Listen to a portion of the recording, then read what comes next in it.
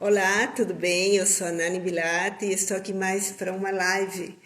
Esse projeto que eu decidi fazer de lives é tentar trazer pessoas que representam nas suas vidas os movimentos humanos.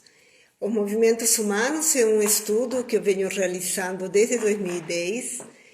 Na realidade, ele é oriundo de um trabalho que o Rodrigo, que me convidou, já entrou aqui. Deixa eu chamá-lo já.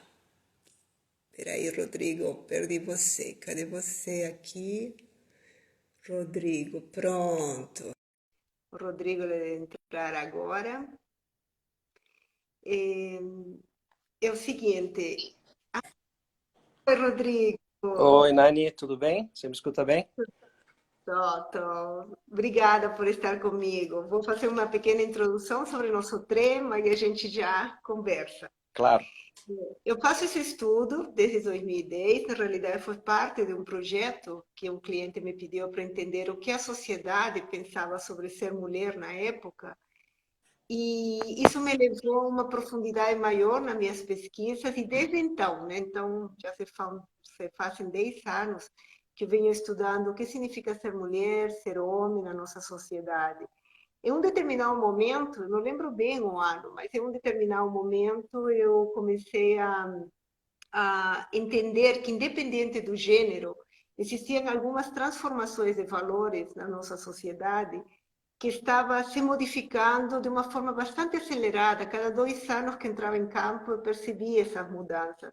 Para isso, para essas mudanças, eu cataloguei 7 grandes, né, caminhos, como eu chamo, que a sociedade vem escolhendo para se reorganizar. Eu chamei de movimentos humanos. E eles partem de uma. O primeiro movimento humano que eu identifiquei foi a desestruturação. Ele é um movimento que mostra claramente como a gente optou como sociedade destruir as estruturas que nos guiavam por séculos, né? Umas estruturas bastante rígidas em relação o seu vida mudou isso, em relação a como devíamos nos comportar, o que devíamos seguir, qual que seria a nossa rota de vida, nosso futuro. Em algum momento a gente resolveu que aquilo não nos servia mais. Eu sempre digo que um marco para quem, né, para nossa memória mais recente são os hippies na década de 60, em que eles realmente nos trouxeram, em plena guerra do Vietnã, nos trouxeram todo um outro modo de pensar, uma outra possibilidade de vida, né?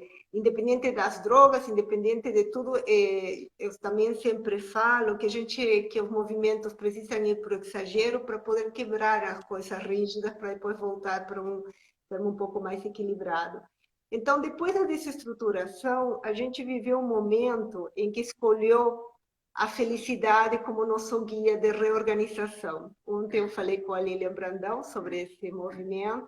Então a gente pensou, o que eu quero para o futuro? E a gente escolheu a felicidade. Dentro da felicidade, dentro desse grande guarda-chuva que todo mundo deseja, que é ser feliz, a gente escolheu o amor, né, para falar sobre, para que nos guie. Então a gente não quis fazer esse caminho só, e a gente voltou a se reconectar num amor romântico. Eu falei a semana passada sobre o microcosmo, e aí tem um momento muito importante em relação à masculinidade. Quando eu entrei em campo em 2010, as mulheres estavam num discursivo muito altivo em relação ao poder feminino. Eu me lembro claramente, infelizmente não guardei na época, as revistas todas femininas falavam sobre essa mulher empoderada, a mulher poderosa, e o discurso que eu via nas minhas entrevistas era muito: eu não preciso de homem, homem não serve para nada. Então era um rechaço, né, desse masculino, como se fosse necessário fazer isso para a gente encontrar como mulher nosso lugar, né?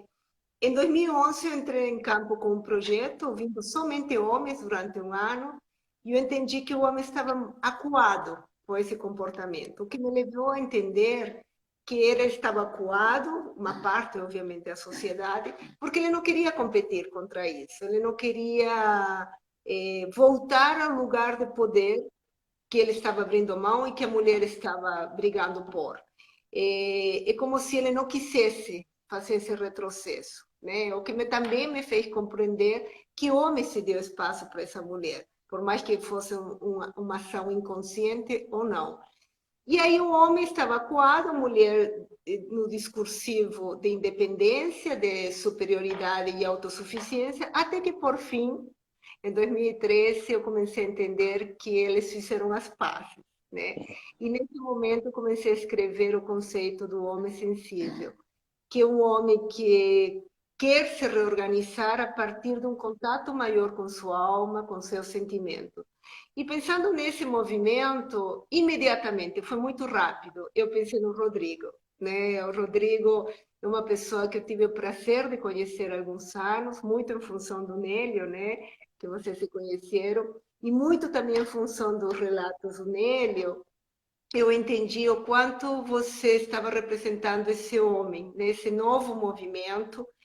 E uma das coisas, Rodrigo, que me moveu a fazer essas lives é que eu entendi que, como sociedade, a gente precisa de exemplos claros, senão a gente se perde. Então, por isso que eu fui chamando pessoas que eu considero que representam nas suas vidas, não só no discursivo, os movimentos. Então, muito obrigada por estar comigo, por aceitar esse convite. E já de cara vou te fazer uma pergunta sobre isso. Em que momento você sentiu necessidade desse contato maior com você mesmo, com tua alma? Você era né, você era presidente da Medical Device, você estava bem na corporação, fez carreira internacional, que eu me lembro no nosso bate-papo lá na Johnson, você esteve em Londres, depois na Argentina. Me conte um pouquinho essa trajetória. Claro, Nani. Bom, em primeiro lugar, quero dar boa noite a você. Obrigado pelo convite. É um prazer e uma honra te ajudar nesse projeto de movimentos humanos. E dar boa noite para todo mundo que está conectado. E estou vendo aqui vários nomes amigos, conhecidos, pessoas que têm belas histórias comigo. E não dá para falar deles, mas enfim, mas agradeço a participação de todos vocês. Bom, voltando um pouco no tempo, em que momento eu senti isso? Eu acho que isso não foi um dado momento específico. Eu acho que foi um processo de amadurecimento ao longo do tempo. Né? Quando pensando um pouco nessa live, nessa conversa que a gente ia ter, eu li muito teus textos e fiz bastante reflexões, várias reflexões. Uma delas foi em que momento isso começou a se despertar, né? E eu acho que tem, ao longo do tempo, profissional, e eu não separo o profissional do pessoal, mas, então, eu tenho 30 anos de experiência, vivi duas grandes multinacionais, a última, duas companhias maravilhosas, a ESSO, que hoje é a ExxonMobil, e a Johnson Johnson, a última por 20 anos, mas eu acho que teve uma coincidência que a cabeça, talvez o coração, a emoção, esse domínio foi se apresentando para mim no momento que eu passei a ser pai e o momento que eu passei a ser líder de pessoas. E, interessantemente, fazendo um retrospecto, eu nunca tinha visto desta forma, mas isso quase que aconteceu ao mesmo tempo. Isso foi muito interessante, porque quando você, acho que vários aqui que vão ouvir esse vídeo estão ouvindo, quando você é mãe, quando você é pai, eu acho que o teu papel no mundo muda, né? Muito daquilo que você olhava só para você, só para a gente, né, individualmente, passa a não valer mais. Quer dizer, cada passo que você dá, várias coisas que você toma decisão na vida, você pensa no outro. Esse outro é o filho, né? Então, eu sou um pai presente, querido, acredito, do Lucas e da Carol, que são dois adolescentes maravilhosos. E começou aí. Quer dizer, na vida profissional foi ao mesmo tempo que eu comecei a ser líder, passei a ser líder de pessoas. Né? Estamos falando de 2001, lá atrás, quase 20 anos atrás, onde foi minha primeira experiência profissional como líder. E como líder de pessoas, vocês também começam a abrir a cabeça, porque não tem outras variáveis. Então, não é só você pensar nas coisas materiais, na tarefa, no task, né? Mas também na forma de engajar, na forma de se conectar, se envolver com as pessoas, com o teu time. E isso para mim foi uma coisa puxando a outra e eu acho que foi dali. Acho que se eu tivesse que te descrever um ponto inicial dessa curva, Uhum, eu acho que veio lá de trás, nesse momento. Enfim, posso te contar mais ao longo do uhum. tempo do Porque caminho, é mas eu vou deixar interessante você você provocar aqui trazer, a é conversa. interessantíssimo, Rodrigo, você trazer a paternidade, porque justamente o que minha pesquisa aponta é que a paternidade ajudou o homem a tomar contato com essa sensibilidade, ou seja, não era a mulher naquele momento, porque ela estava no embate, não era o ambiente, nem os amigos, né? Porque os amigos criam essa atmosfera do machismo, né? Era a criança. E tem uma frase que, claro, acredito que não seja seu caso, mas pensando naquele homem acuado em casa, por uma mulher muito empoderada, meio over nesse posicionamento, que ele me disse uma frase que eu nunca esqueci, né? Eu perguntei, por que teu filho? Por que você se dedica tanto a ele? É óbvio que mais uma pessoa. E ele me disse, porque ele é o único que me olha com cara de herói, Olha, né? É, assim, para os outros todos eu sou um babaca, eu sou para o meu chefe eu sou não sei o quê, mas nos olhos do meu filho eu me vejo ainda como um herói. Então aquilo me tocou tanto, me emocionei no momento da entrevista, né? Eu imagino que teu contexto seja diferente, né? Mas me conta um pouco essa relação da paternidade com a liderança. olha, a paternidade é um momento maravilhoso na vida, né? Quer dizer, uma experiência única na vida, né? O momento inicial da paternidade, para mim, foi muito único. Quer dizer, acho que fui muito presente. Quer dizer, se eu perguntar para a esposa, sempre a esposa vai dizer que não foi tanto, né? Mas eu sempre comparo olhando para as pessoas ao redor, né? Para os outros homens. Então, fui o pai presente, curti muito a gravidez da Patrícia, com quem eu sou casado há 23 anos, os Hum, nascimentos deles, o pré-natal, o momento do parto, para mim, foi um momento inesquecível, tanto do Lucas quanto da Carol. Quer dizer, são dias. Quem é pai sabe o que eu estou falando, né? E a mãe. E para mim é único, é único. Agora, vem junto uma página em branco, né, para você escrever uma história com teu filho, com teus filhos e de formá-los, né? Então, e eu acho que esse é um papel único, né? Porque também é um papel de liderança, mas eu não estou pensando em liderança nessa hora, eu estou pensando em como é que a gente forma um ser humano com uhum, valores, com cuidado, com carinho, e você está ali sempre dividindo isso, essa responsabilidade com a tua esposa, né? Com a mãe deles. Eu adorei outro dia numa live que você fez com o Nélio, que você falou que não é ajudar, né? E eu vejo muito no mundo masculino essa palavra. Eu ajudo a minha esposa, eu ajudo a mãe deles. Esse uhum, verbo não deveria existir nesse contexto, né? Você tem que dividir, né? E olhando um pouco para o mundo corporativo, vamos também fazer nada é cor de rosa, nem tudo é cor de rosa, né? Tem momentos que é muito difícil, né? Então, não foi fácil. Você mencionou aí uma experiência internacional nossa. Nós saímos muito cedo, com as crianças muito pequenas, para o México. Quando a gente foi para o México, a Carol tinha 1 ano e 3 meses. Ela cabia no berço aquele berço de avião, sabe? Aquela coisa pequenininha, plástica. uhum.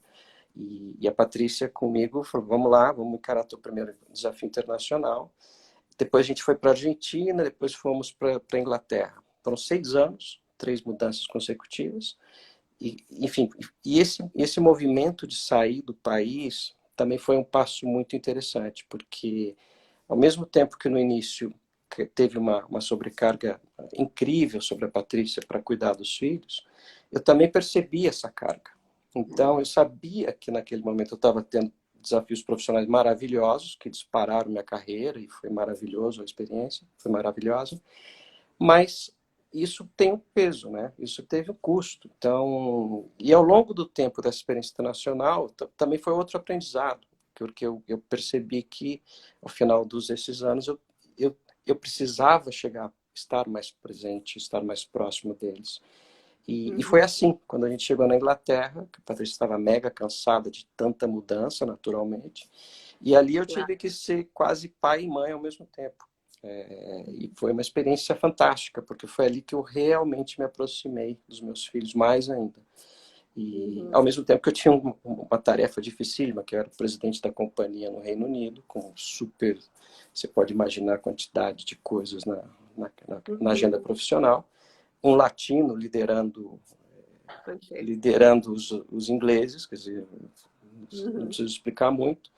Mas tudo funcionou. E eu acho que no final funciona. No final dá certo.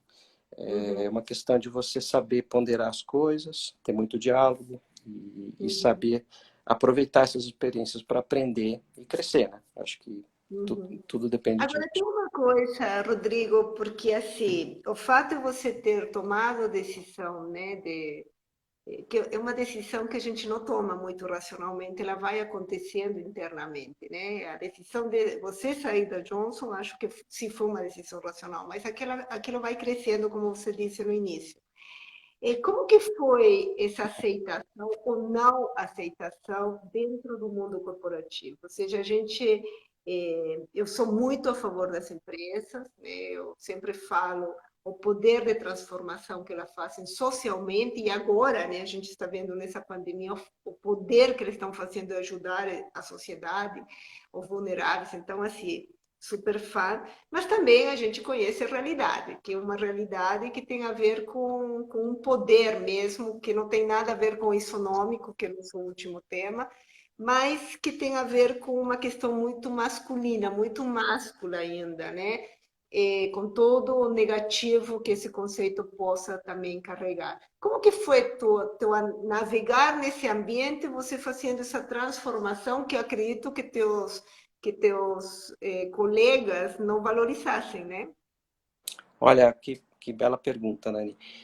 Primeiro, uma resposta curta. Poucas pessoas entenderam, né? Quando eu anunciei, porque eu vou contar um pouquinho rápido, porque é muito ilustrativa a situação. Eles estavam querendo me levar para um posto melhor, um desafio, em teoria, muito mais complexo, mais alto. Você olha no papel, na carreira, fica tudo lindo, né? E foi uma experiência fantástica, porque foi a primeira vez que eu recebi uma chamada, né? Um determinado líder me ligou para me apresentar o convite do que seria a missão. Seria bem estruturada, bem planejada, tudo maravilhoso. Uma companhia Johnson Johnson que você não tem o que falar. Estamos falando de, provavelmente de uma das melhores companhias em termos de valores corporativos do mundo, tá certo? Com uma missão muito nobre, que é cuidar de pacientes no mercado de saúde. Então, é um baita lugar, não tinha nada de errado, era tudo bom. Mas foi a primeira vez que eu recebi um chamado, né, uma missão dessa, um convite para uma missão. Eu desliguei o telefone, agradeci, evidentemente, e eu olhei para o espelho e aquilo não me tocou. E eu falei, gente do céu, como é que pode não ter me tocado isso, né?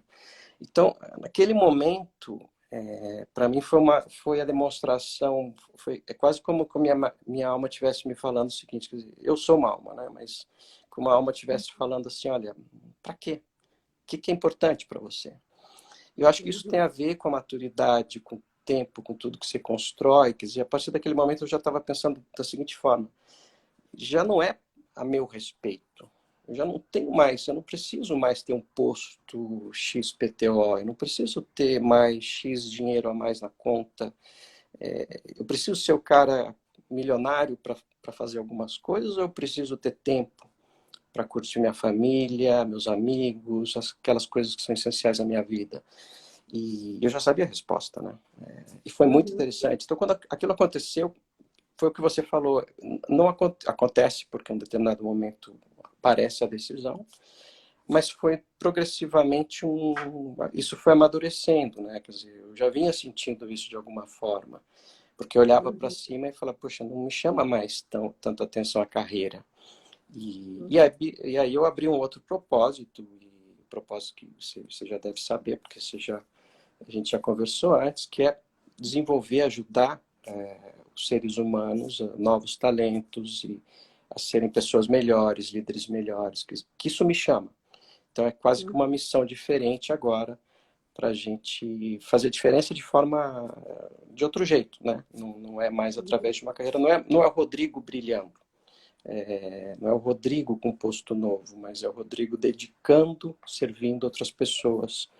E isso está me fazendo tremendamente bem. Então, e se você me perguntar, um ano depois de ter tomado essa decisão, teve algum minuto que eu falei, puxa, acho que não? Não. A experiência está sendo maravilhosa. Então, Foi uma decisão que foi crescendo, né? E se tornando quase um grito dentro de você, não é? Rodrigo, eu acho que o convite só veio marcar a data de sua é isso. decisão, É não é? isso. Eu sempre soube, né, por causa, enfim, de todas as pessoas que temos em comum, que você era um líder que se preocupava com as pessoas, né, que se preocupava com o desenvolvimento delas já naquele lugar. E como que você vibrava esse lado corporativo, né, que é tão agressivo, tão focado, às vezes, né, tão agressivo, tão focado nos resultados? Como que você conseguia colocar o teu jeito?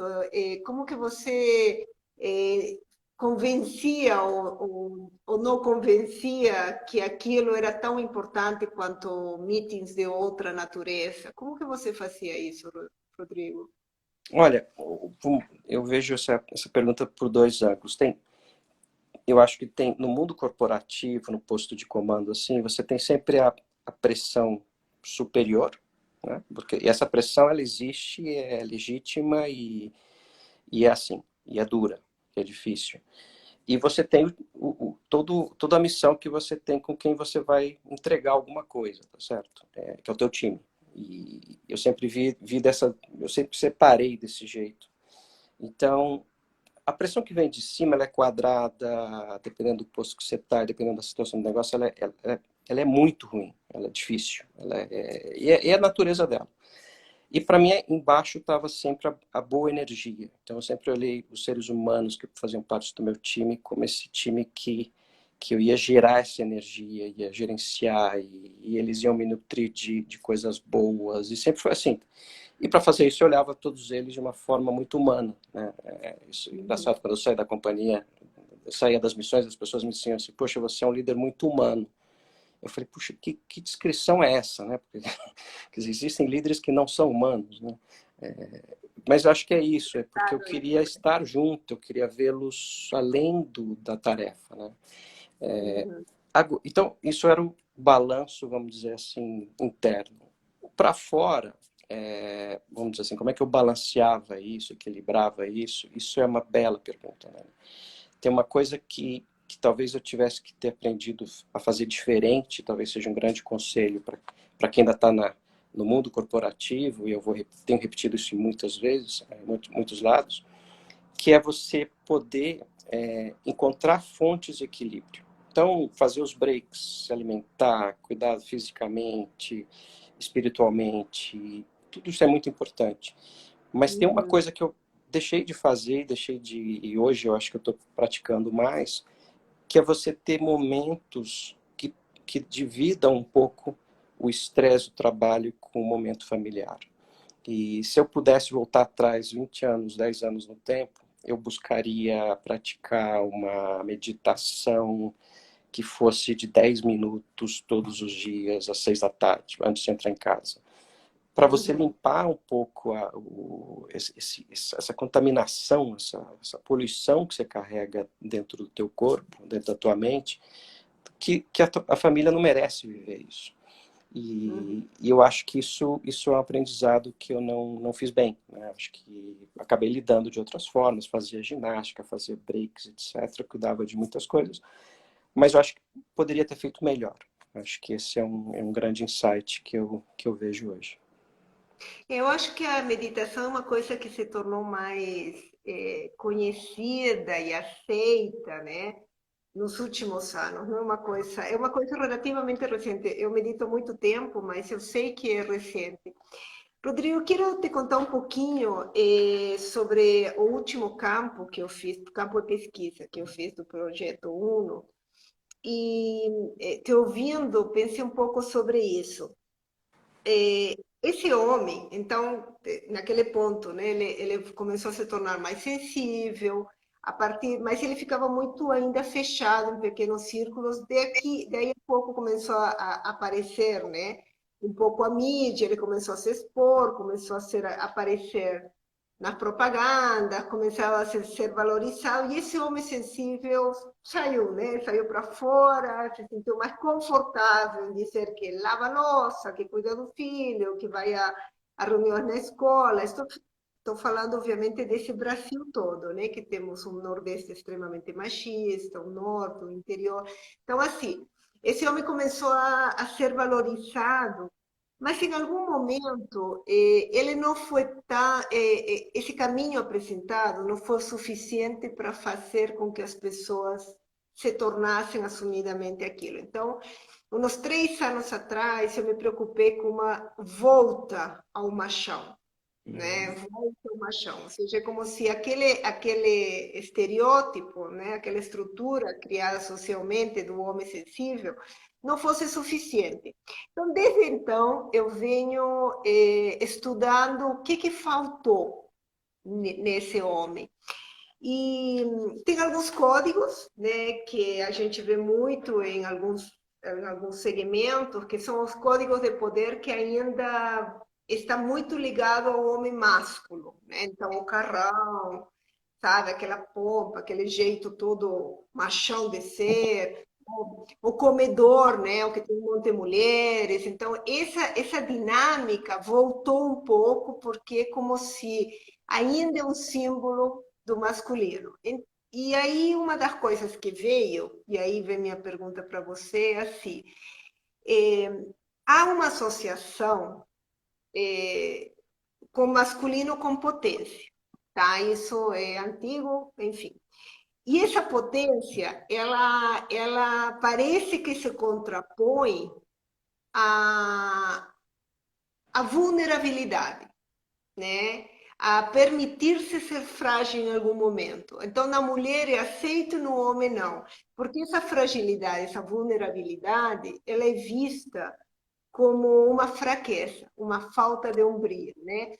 E eu gostaria de ouvir tua opinião sobre isso. O que você pensa? Ficou claro o meu ponto?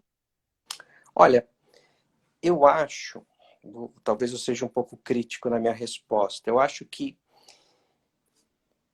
eu não vou classificar, quem sou eu para julgar e classificar, mas o que eu observo, assim, você ter coragem emocional de encarar uma vulnerabilidade, não é qualquer um que consegue fazer isso.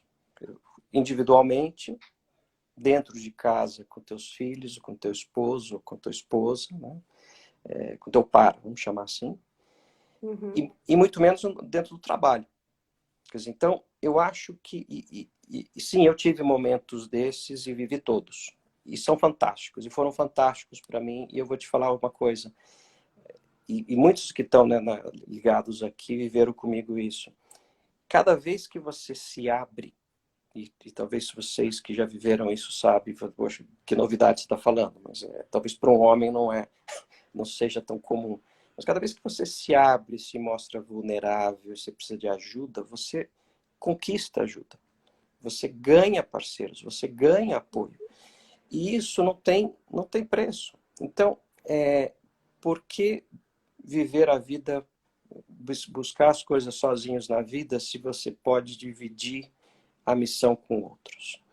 E que valentia é essa de morrer sozinho, de sofrer sozinho? Isso, para mim, sinceramente, é ridículo, porque eu acho que isso talvez seja coisa do século passado, dos nossos Sem dúvida. antepassados, que eles deviam ter vergonha de demonstrar fraqueza, entre aspas, né? Quer dizer, o homem tinha que sair para caçar, não sei quanto tempo eu estou voltando do tempo, mas, e tinha que enfrentar a caça sozinho e não podia voltar sem nada. Quer dizer, gente, nós estamos no século XXI, com cabeças abertas, com pessoas inteligentíssimas, com diversidade, com gente que vai te ajudar sempre com muitas coisas. E você sozinho não consegue achar a solução. Essa é a realidade, que a gente está vivendo uma pandemia, olha o momento que nós estamos vivendo. Quem é líder hoje está tendo uma experiência que eu diria maravilhosa, dificílima. Mas como é que eu vou assegurar o meu time que está remotamente trabalhando, que eu vou assegurar alguma coisa? Gente, a gente não sabe se amanhã a gente vai estar doente, se amanhã a gente vai estar vivo, se amanhã a gente vai ter as condições de assegurar alguma coisa para alguém dentro da empresa da organização que a gente trabalha. Como é que eu faço isso como líder? E tem que fazer. Seja bem-vindo ao mundo, à dualidade, quer dizer, esse dilema que a gente tem que abraçar. Então, não tem forma. Para mim, a única forma é você abrir teu coração, ser vulnerável, reconhecer que isso é assim, você é humano, e vamos em frente, vamos fazer juntos. Acho que é... Mas é fantástico. Acho que a experiência de você ter essa coragem e se abrir, gente, vou dizer que é libertador, mas é muito bacana. É libertador. E uma vez que você vive, você perde o medo. Que você fala, gente... E eu diria o seguinte, numa organização, quando você faz isso, as pessoas te veem. As pessoas veem quem você é. E, gente, isso leva o padrão de conexão de um líder para o outro lado, para o outro nível. Então, eu não acho que essa é a razão para fazer, mas acho isso que é uma boa consequência de fazer no papel de liderança dentro de uma organização. Eu vejo que a vulnerabilidade, e quando eu falo desse machão, não me refiro só aos homens, mas às mulheres também. Eu escrevi um texto um tempo atrás, não me lembro, acho que um ano e pouco atrás. Eu fui muito atacada, né, nas redes sociais por homens e por mulheres, ou seja, mulheres achando que eu estava falando de um homem fraco, sem caráter. E aí entra uma questão, eu tenho pensado, né, o quanto você falou uma coisa certa, para se mostrar vulnerável, a gente precisa de muita coragem. Eu sempre falo, Rodrigo, enfim, quando tenho a oportunidade, que eu acho que precisa de muita coragem para ficar de joelho. E só fica de joelho quem sabe que pode levantar, né? Então esse aceitar-se que não tem todas as soluções é um papel muito difícil, eu acho, para o líder. É um papel muito difícil para o homem, que é meu caso eu estudo, né? Porque ainda, especialmente em regiões mais conservadoras, ele carrega esse lugar, né? De ter que decidir ou ter esse lugar de majestade, como eu chamo. Mas nas organizações, as pessoas olham para você como se você tivesse todas as respostas. Elas esperam que você dê todas as respostas, né? Então, como que você consegue manter esse lugar de líder ou de respeito pela sua liderança, né? Dizendo claramente que não tem todas as respostas. Em que momento você mostra que você continua sendo líder? Como que é esse papel, essa dinâmica? Olha, incrível, incrível a tua pergunta. E você falou da necessidade do líder ter sempre as respostas. Me veio uma situação muito única que eu vivi, simples, mas que ilustra isso. Eu estava num town hall no México, na cidade do México, com a empresa toda. E eu tinha acabado de chegar na área de medical devices. Eu tinha vivido 13 anos na Pharma, na Janssen, e sabia nada de medical devices. Eu me lembro que eu cheguei numa entrevista e falei para o meu chefe, se você quiser contratar alguém que não saiba nada de medical devices, você está falando com a pessoa certa. Eu sou líder, sei fazer um monte de coisa, mas não sei. E ele me contratou. E eu fui para o town hall e um funcionário me fez uma pergunta muito específica, de uma área técnica, que eu não tinha a mínima dúvida, a mínima ideia da resposta. E eu falei, olha, não sei, na frente de 300 pessoas. Mas eu vou na frente de todo mundo. Falei, acabei de chegar, não tenho detalhe, mas vou buscar a área específica e vou te dar a resposta em breve. A pessoa vai te encaminhar. Aquilo veio no relatório de feedback do Town Hall. Não acredito. A crítica. Falando assim, o Town Hall é uma reunião onde estão todos os funcionários da companhia, etc. E uma crítica pesada. Falei, como pode ser que o líder não tenha resposta? E ali, para mim, é uma pergunta muito chave, porque, afinal de contas, o que é o líder vamos dizer, um líder executivo que está no nível mais alto? Se eu sou um líder técnico, eu tenho que ter o domínio técnico das matérias que eu estou trabalhando, claro, eu tenho que ter resposta. Agora, se eu estou no nível de gerência geral, eu tenho 12 áreas para cuidar, e ele está me fazendo uma pergunta específica, eu acabei de chegar, não tenho obrigação de saber. Sinto muito, né? Então, e esse é o mundo. Quer dizer, que mundo nós estamos hoje? Nós estamos num mundo onde eu não vou ter todas as respostas. Eu posso ter boas indicações, algumas boas respostas, mas se eu tiver todas as respostas, eu não estou sendo líder, né? Eu não vou precisar de um time.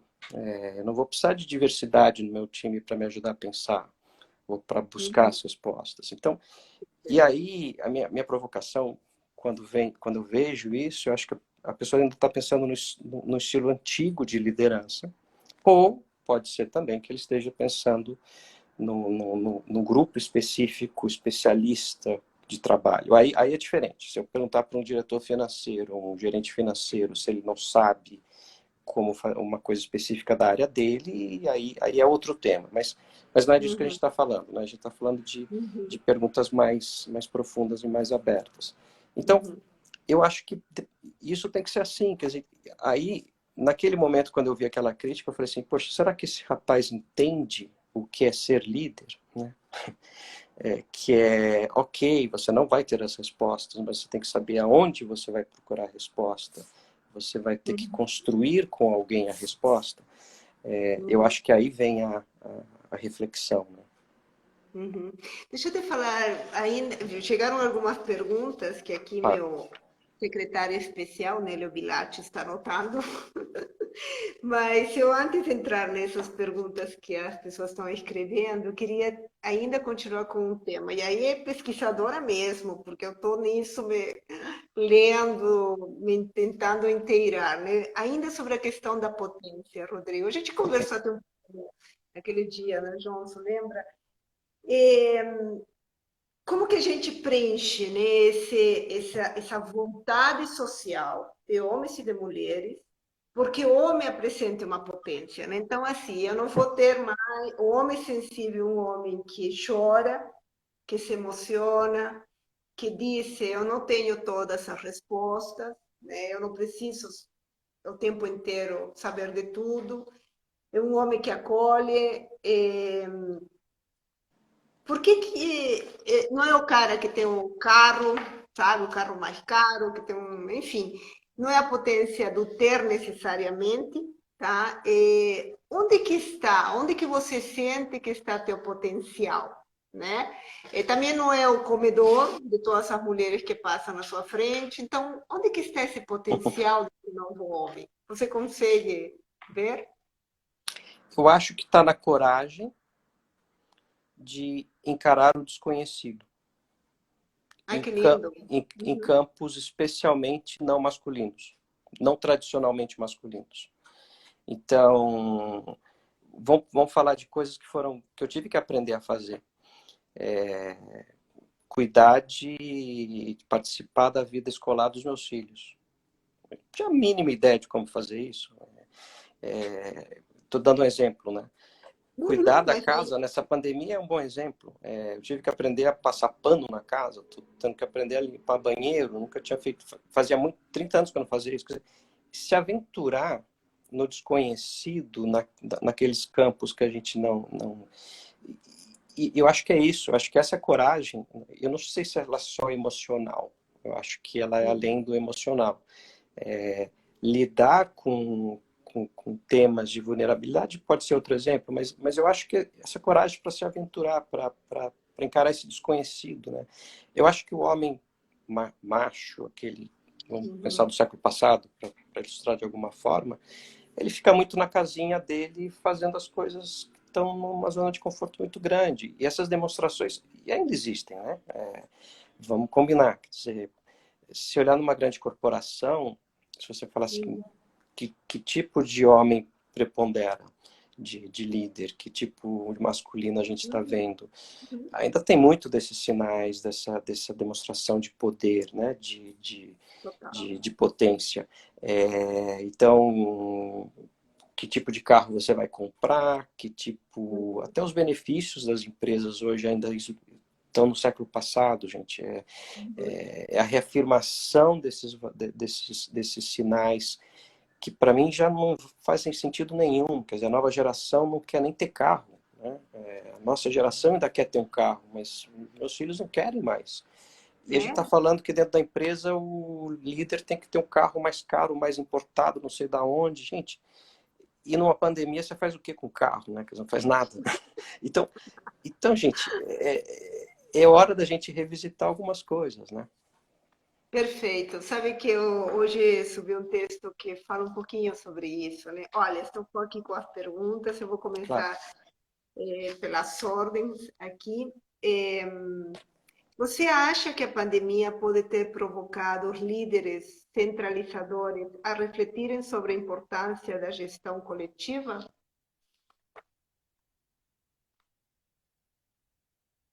Acho que travou, pelo menos para mim aqui. Você está travado para você, Nelly? Não? Você está me ouvindo, Rodrigo? Travou um pouquinho, vamos esperar ele voltar. Você está me ouvindo? Cortou. Você pode repetir a Você, pergunta? claro, me dá aqui o papel nele, por favor. Que- Você acha que a pandemia pode ter provocado os líderes centralizadores a refletirem sobre a importância da gestão coletiva? É uma bela pergunta. Eu acho que os líderes centralizadores, eles estão. Eu tô pensando alto, tá? Não tenho a resposta. Mas eu acredito que os líderes centralizadores estão aprendendo que eles não são dominantes, tão dominantes quanto eles imaginavam. E essa pandemia deve estar ensinando tremendamente, ensina a todos, né? Não vou dizer Uhum. somente a eles. E eu acho que nesse capítulo, eu acho que eles estão percebendo que eles dependem de outras partes muito mais do que eles imaginavam. Não sei, aí eu acho que é uma pergunta muito específica, acho que vai depender do grau de desafio que cada um vai estar vivendo. Eu acho que é um momento, sim, de reflexão que deveria estar servindo como um belo aprendizado. Se vão ou Uhum. não, a gente não consegue dar essa resposta. É, A eu gente tenho espera que pensado, sim, né? eu tenho pensado sobre isso. Eu acho que são camadas, né? Eu acho que o estímulo está acontecendo para todos, mas depende em que camada você está esse envolvimento humano, né? Pensando nos níveis de desenvolvimento de consciência do Barrett, por exemplo, só para usar um exemplo, depende, né? Alguns vão, mas que todos estão tendo impacto, eu acho que sim. Uma outra pergunta falando sobre vulnerabilidade. Como os líderes podem trabalhar em equipes em tempos de pandemia? Olha, eu acho que eles têm que se abrir. Eu acho que se eu fosse nesse momento líder de um grupo remoto numa região e naturalmente eu não poderia vê-los, eu estaria conectados com eles remotamente, emocionalmente muito mais, porque acho que é um momento muito difícil para todos.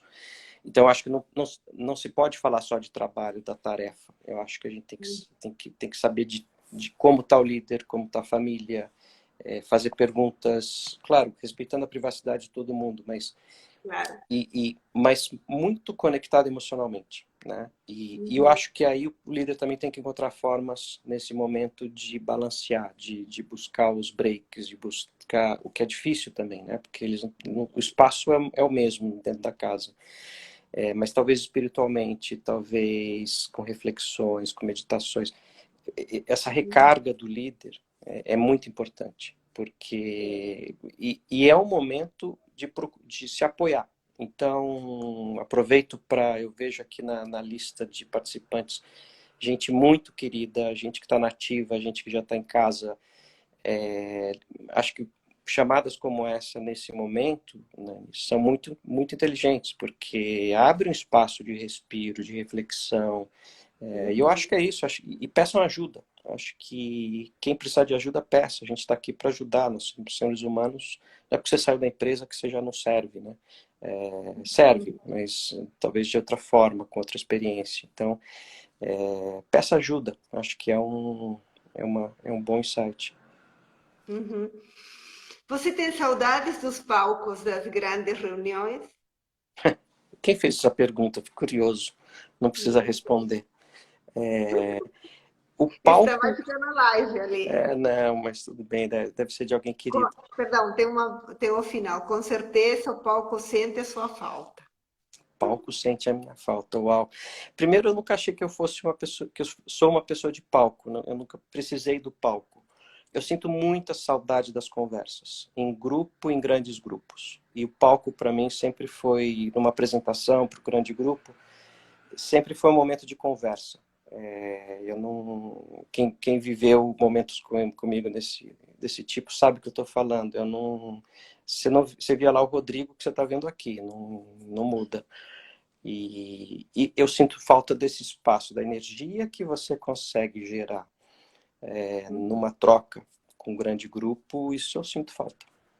Quem sabe daqui a pouco a gente vai fazer um pouco disso em algum lugar, mas enfim. Não tenho a menor dúvida. E me convidem, eu estou com... Não agora, né? Mas mais adiante. E faço com prazer, não vai ser para mim um business. Isso é um prazer poder gerar essa energia com todos vocês. Rodrigo, tem uma pessoa que fez aquele bonequinho Stan Pisa. Eu acho que foi ele que fez a pergunta, é Pisa. isso? O Pisa. O Pisa era o grande parceiro de cuidar desses palcos com a gente. Grande Pisa. Estela, Ó, Malu, gente do bem. tem uma outra pergunta. A posição do líder é uma situação solitária. Você tinha amigos, cúmplices que podia com quem podia compartilhar coisas? Que fantástica pergunta. Tinha. A resposta é super solitária. É solitária e, dependendo do posto que você está ocupando, os teus pares são concorrentes, né? Então, não necessariamente os teus pares querem, vamos ser transparentes, querem teu bem, né? Ou querem teu sucesso. Então, o que você pode esperar deles é uma coisa relativa. Então, sim, você é solitário.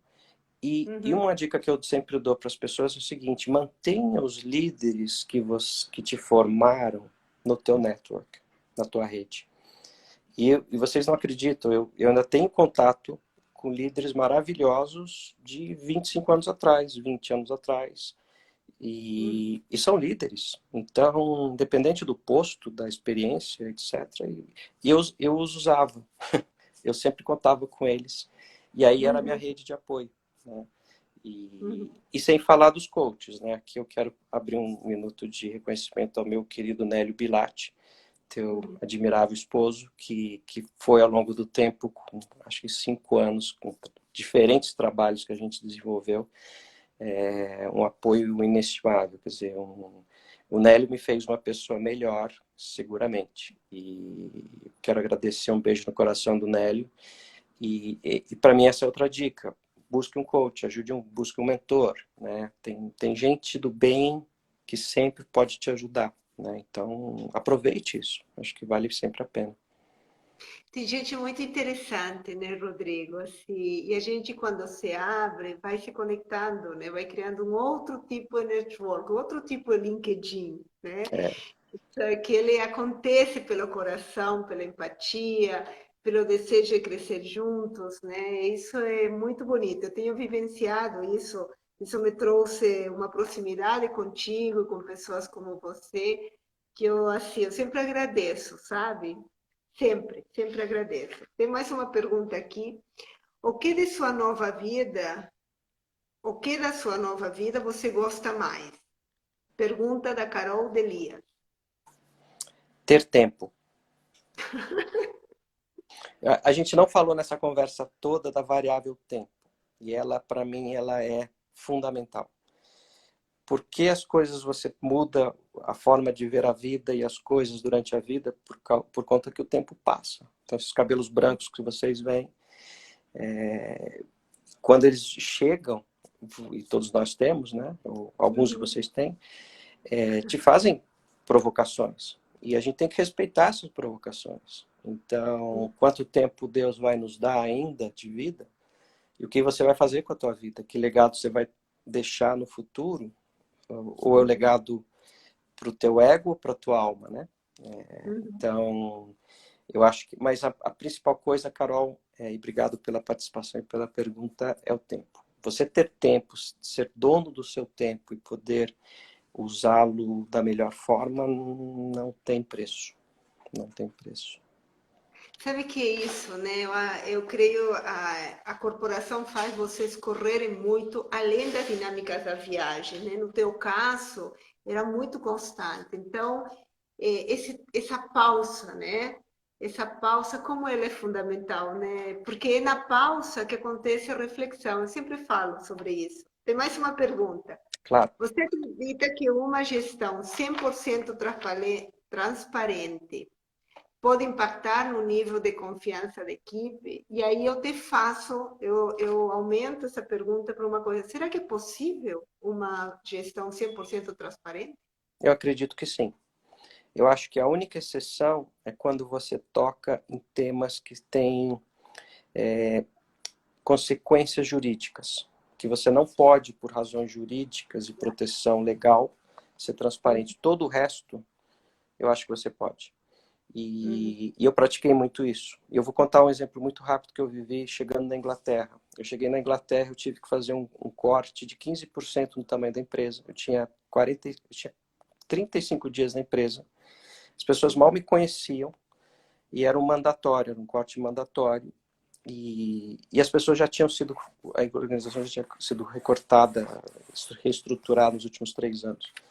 E eu ia para uma reunião, de novo, um town hall, num lugar distante. Eu ia ser apresentado aos gerentes da empresa no mesmo momento que eu ia explicar o Meu corte. Deus. Então, assim, muito prazer, eu vim aqui para cortar. Como é que você explica isso? Sendo transparente. Então, esse é talvez um caso extremo de uma situação de estresse numa companhia. Falei, olha, acabei de chegar, acabei de receber a notícia. Vamos ser os mais racionais possíveis, vamos cuidar das pessoas, etc, etc. Você explica e eles vão te ver dessa forma. Na hora que você vê que as pessoas te respeitam porque você está sendo transparente, você só ganha força. Então, eu não vejo razão para não ser. Tem que ter muito cuidado, né? E eu acho que nessa hora, dependendo da decisão, do conteúdo, você tem que consultar seus advogados, ou área jurídica da empresa, recursos humanos, etc. Mas olha, 90% das coisas que eu vivi no mundo corporativo dá para explicar. E agora, você despende energia explicar.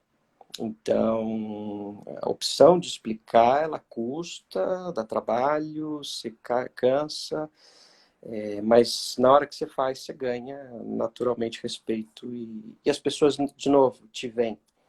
E isso, só para mim, só fortalece o líder, né? Sem dúvida. E a última pergunta, porque a gente está com. Ainda temos 8 minutos, mas só para Legal? colocar, só as minhas lives caem Sem no problema. meio da frase. Como se sente em relação à contribuição que faz hoje em dia? Te preenche emocionalmente? Do que sente mais falta, além dos grupos e times? Olha, está me preenchendo. O primeiro capítulo dessa novela fora Mundo Corporativo foi família.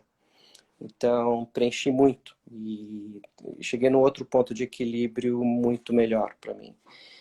Ainda é um processo em construção. Agora eu estou indo para o mundo externo, ajudar pessoas, líderes, novos líderes, etc. É um processo que está sendo construído, ainda não estou lá, claramente não estou lá. Me deu o direito de investir mais tempo com a família, e a resposta, tomara que seja sempre, que eu esteja sempre insatisfeito com isso, porque eu acho que isso vai me fazer sempre querer ajudar mais, servir mais ao próximo. Eu acredito, Rodrigo, que pessoas como você, que estão nessa busca genuína, né, de manifestar o seu interno, os seus sentimentos, de aproveitar toda a bagagem de experiência e espiritual que você foi acumulando, elas são fundamentais. Eu estava conversando isso sábado, com um jantar que a gente fez via Zoom, com Olha, 2 casais, um em Miami, outro, né, fora. A gente estava discutindo exatamente isso, ou seja, é o momento de a gente contribuir para que essa mudança que a pandemia está propiciando ela realmente se efetive, né? Para quem estiver disponível para isso. Meu querido Rodrigo, eu me despido por aqui. Nós temos ainda 6 minutos. Então, eu quero te deixar, porque eu sei que as pessoas querem te ouvir, para você deixar uma última mensagem para todos nós. E minha gratidão imensa pela tua generosidade de dedicar esse tempo ao meu espaço. Obrigada, querido. A palavra é Não, sua. Nani, o prazer foi meu. Em primeiro lugar, agradeço a você. Primeiro, te cumprimentar pelo trabalho maravilhoso que você está fazendo com os movimentos humanos. Eu acho que todo mundo que está aqui na live, eu convido a conhecer mais esse conteúdo da Nani. É fantástico, é inspirador. Acho que isso é importante. Quero mandar um grande beijo, um grande abraço para todos que estão ouvindo. Eu não vou conseguir dizer nome a nome, mas eu prometo que eu vou rever a live, vou me conectar de novo com cada um de vocês e é um convite para continuar a conversa. Então, obrigado pelo tempo. É uma energia investida e eu vejo carinho. Tem mensagens aqui que me emocionam. Estou capaz de eu começar a gaguejar e talvez eu fique vulnerável, não tem problema nenhum. Mas um grande prazer. E eu quero, no fundo do meu coração, desejar a todos vocês que se cuidem. Essa pandemia nos deixou em casa, ou deixou separados um do outro. Mas é sério, a gente tem aqui que cuidar das nossas saúdes, cada um de nós, das nossas famílias. Então, que vocês fiquem bem. Eu quero a todos vocês, que as famílias de vocês fiquem bem. E vamos continuar a conversa. Eu acho que a gente está conectado nesse mundo de mídia social. E estou aqui para quem precisar, que eu sou um recurso para todos vocês. E Nani, um beijo no coração, obrigado pelo convite. Um grande abraço ao meu amigo Nélio. Bom, Eu vou te usar muito. por favor, pode usar. É um prazer, é parte da É, minha é, missão. eu sei, e eu vou aproveitar muito da sua decisão de seguir teu propósito de vida, porque a gente está precisando, Rodrigo, de exemplos masculinos que sejam esse novo homem. Esse homem sensível precisa existir tangivelmente, na verdade, né? Isso vai ajudar muita gente. Obrigado, querido. Muito Amém. obrigado. Eu está te mandando um beijo e a gente volta a se falar. Obrigada, Obrigado. pessoal, por estar com a Valeu. gente. Obrigado, Tchau, tchau. obrigado, obrigado, Nani. Eu nem sei como que encerra aqui, que sempre caiu. Vai ser a Olha, primeira vez que vou encerrar. funcionou. Ah, o Nélio está falando para você ver as mensagens. Só você puxar para baixo. Tá. Tem muita gente. Você é muito amado, Rodrigo. Olha, eu vou. São grandes companheiros. Todos eles fazem parte da minha trajetória de vida. Então, agradeço do fundo do coração. Obrigado, Nani. Obrigado a todos. Beijo, beijo a Beijo. todos. Tchau, Beijo. tchau. Tchau.